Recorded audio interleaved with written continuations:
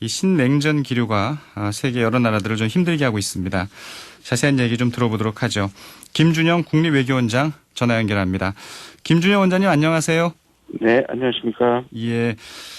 오늘도 이 조간신문 일면에 많이 실려 있던데요. 네. 이 트럼프 대통령이 이제 우리 문재인 대통령을 이 G7 정상회의에 참석해달라고 요청을 했고, 이 문 대통령이 이를 이제 기꺼이 이제 수락을 했습니다. 네. 이 부분 좀 어떻게 보세요, 원장님은? 사실 30일 날 다른 회견 중에 아마 그 의도를 밝혔고 이제 바로 전화를 해가지고 제의를 한 사실인데요. 예. 조금 생각보다는 빨리 진행이 된 측면이 있지만 오히려 이게 중국의 의견을 듣는다든지 오히려 이런 지금 말씀하신 미중 간의 일종의 신냉전이나 이런 의견 충돌 전에 오히려 전격적으로 받아들인 게 저는 오히려 잘했다고 보여집니다. 예. 네. 아무래도 좀 고민하다 보면 또 이 중국의 이 압력이 들어올 수도 있고. 압력이나 적어도 의견 표명이 있으면 이게 구도가 딱 서로 대치하는 구도 속에서 결정하는 것보다는 예. 사실 G7이라는 것에 초청을 받았는데 그걸 신냉전이라는 의도가 있다고 해서 우리가 안 하는 게 더 이상하죠. 오히려 초청을 거절하는 게 받아들이는 것보다는 훨씬 이상하죠. 예. 빠른 결정을 내렸습니다만 이 문재인 대통령 입장에서는 짧지만 고민은 상당히 많았을 것 같은데요. 네, 그렇겠죠. 예. 일단 하더라도 말씀하십시오. 일단 청와대는 이 코로나 이후에 재편될 이 세계 질서에 능동적으로 대처하기 위한 것이다. 이렇게 얘기를 하고 있습니다. 네. 원장님은 이 부분은 긍정적으로 보시나요?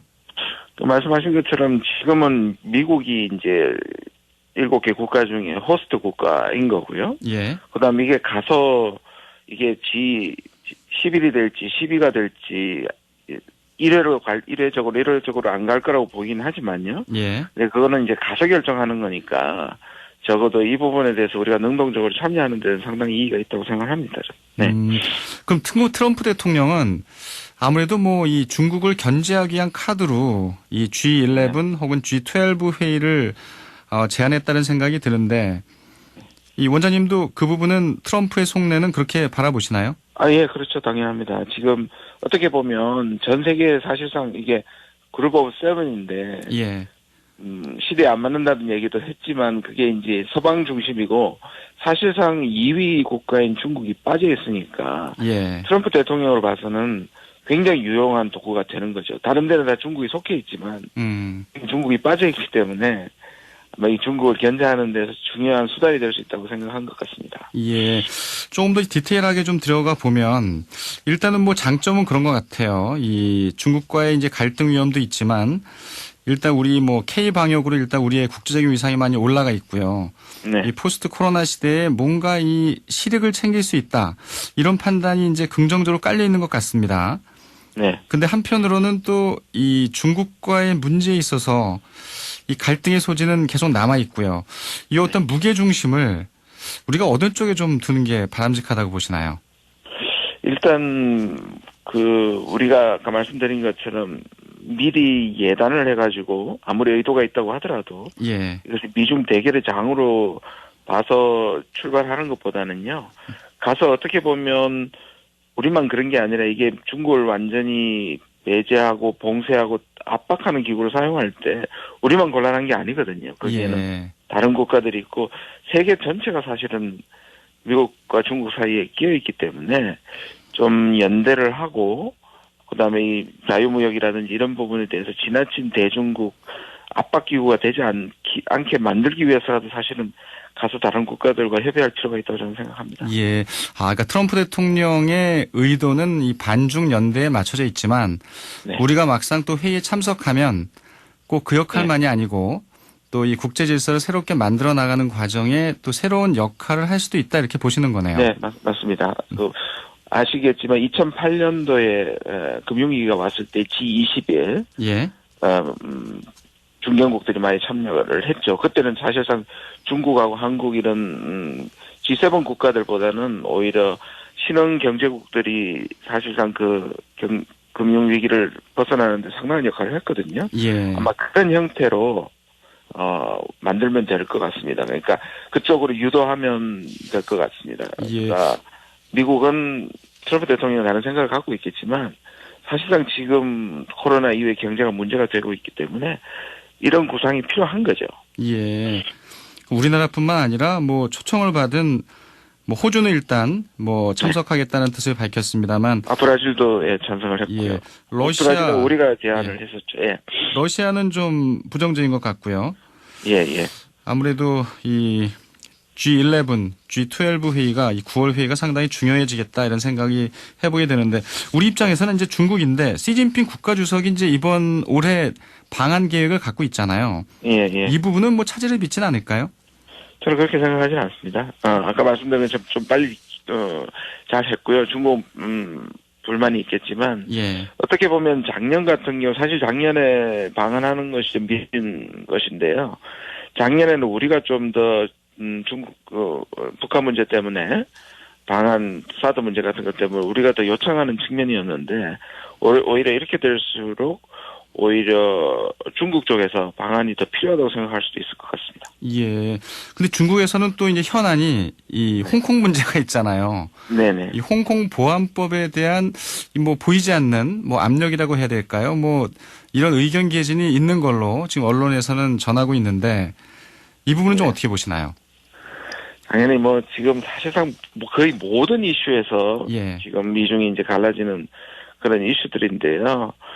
그거를 우리가 계속 그 프레임을 강조하는 건 바람직하지 않을 것 같고요. 오히려 예.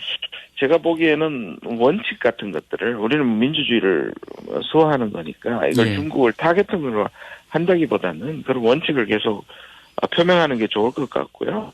우리가 북한 인권 문제하고 굉장히 유사한데요. 북한 인권에 대해서 분명히 지적을 해야 되지만 모든 국가나 특히 미국이 지금 예봉을 가지고 때릴 때 예. 거기에 참여하는 건 바람직하지 않죠. 왜냐하면 그건 중국을 노리는 거니까. 네. 그거를 굉장히 현명하게 해야 되는 부분인데 우리는 원칙을 모호하고 포괄적으로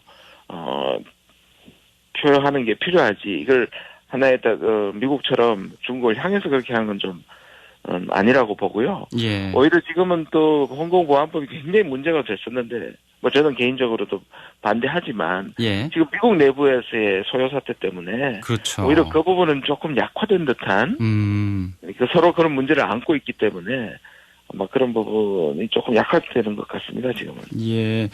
뭐 장기적으로는 좀 걱정하시는 게 이제 중국과의 좀 교역에 영향을 미치지 않을까 이런 점인데 이 부분도 그 원장님 얘기를 좀 종합해 보면 예. 뭐 큰 걱정을 하지 않아도 될 것 같은 그런 생각도 듭니다.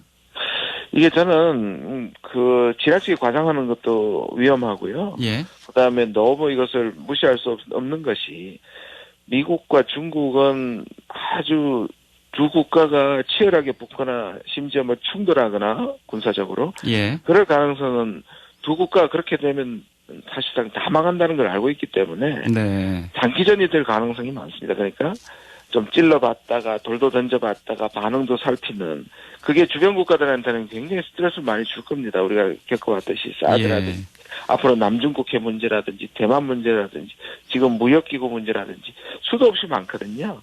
그러니까 이것들을 우리가 아주 장기전에 대비해서 가야 된다고 생각합니다. 장기전에 대비하는 좀 전략적인 스탠스가 필요하네요. 예, 이게 왜 중요하냐면 미국은 우리가 안보를 의존하고 있고 중국은 경제를 의존하지 않습니까? 근데 일각에서는 빨리 편을 정하는 게 좋지 않냐 이렇게 얘기하지만 실질적으로 그게 목표로 되는 게 아니죠. 우리가 안보를 선택하면 경제가 거의 25%에서 30%인데 지금 중국의 의존도가 굉장히 커요, 경제적으로. 예. 그렇습니다. 근데 그게 우리가 사드 때 느끼긴 했죠. 그런데 그걸 장기적으로 만약에 중국의 의존도를 낮추는 건 필요한데 예. 지금 딱 끊는다는 것은 불가능할 뿐만 아니라 바람직하지도 않죠. 알겠습니다. 이 장기적인 전략이 우리에게 이제 요구되는 부분이고요. 네. 근데 이게 보니까 좀 일본이 좀 이렇게 어정쩡한 느낌입니다. 우리나라를 이제 초청한 부분에 대해서 트럼프 대통령이. 네. 일본의 속내는 뭘까요? 일본 지금 한일 관계가 다 아시다시피 나쁘고요. 그 아베 정부의 그 계속적인 전략이 예. 뭐 이렇게 표현하면 좀 이상합니다만 적어도 한국이 확실히 한미일의 대중 전선에 오지 않는 상태에서 그런 경우에는 이간질을 하는 상황이 많거든요. 예를 들어 한국은 중국 편이다. 예를 들자면 그런 식으로 이제 미국한테 계속 해왔는데 한국이 확실히 미국 편에 들어가지고 중국을 견제한다는 약속 없이 또는 그런 입장 표명 없이 혼나는 거에 대해서 별로 탐탁하지 않은 거죠. 아, 그러니까 우리가 오히려 중국과 가깝다는 이런 프레임을 좀 씌워야 되는데 미국 그 정부와 미국민들에게 그렇지 않을 수 있다는 점이 일본 입장에서는 좀 마뜩치가 않은 거네요. 지금까지 주로 그렇습니다. 네네. 그러면서 사실상 이게 역설적인 것이 모순이 일본은 또 중국에 대해서 상당히 접근을 하면서 플랜 B로 중국과 관계가 굉장히 개선되고 있거든요. 예. 아, 일본이 좀 중국과의 관계가 많이 개선됐나요, 과거보다? 그렇죠. 지금 이 최근 상황 때문에 조금 멈춰져 있지만 작년에 굉장히 많이 개선을 했습니다. 아, 그렇군요. 네네. 아무튼 뭐 여러 면에서 뭐 저 개인적인 생각입니다만 좀 아베 총리가 좀 마음에 들지 않아요. 예. 뭐 다들 그런 마음을 갖고 계실 텐데 아무튼 그래도 뭐 이제 이런 이 국제 정세에서 좀 벗어나 볼 때 우리나라가 이렇게 좀 이 세계 강대국에 이렇게 끼일 수 있다는 건 참 자부심이 느껴지는 일이잖아요.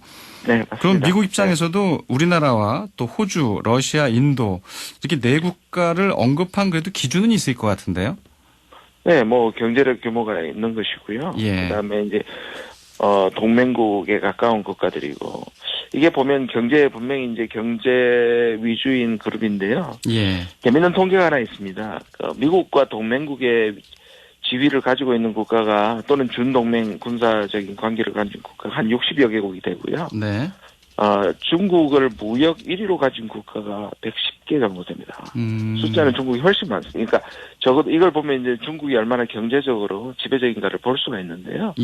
거기에서 이 거의 동맹적인 지위를 가진 국가와 물론 러시아는 좀 다릅니다만 거기에다가 이런 경제력을 가진 국가들인 거고요. 아까 말씀드린 G20으로 확대하기보다는 오히려 그런 국가에 좀 더 컴팩트하게 아마 계산을 한 것 같은데요.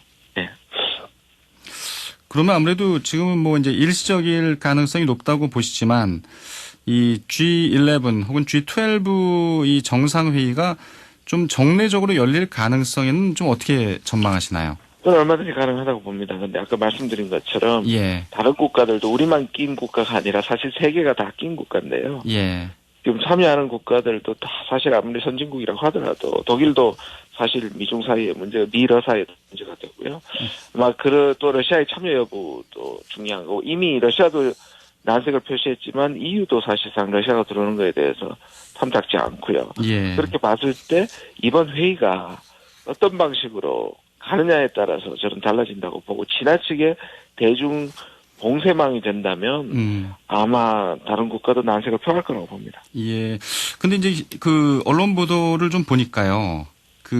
어떤 트럼프 대통령의 이제 올해 말에 있을 대선 전략의 하나이기도 하지만 미국민들이 그 중국을 경계하는 게 상당히 좀 크다고 하더라고요. 이게 사실인가요? 네, 맞습니다.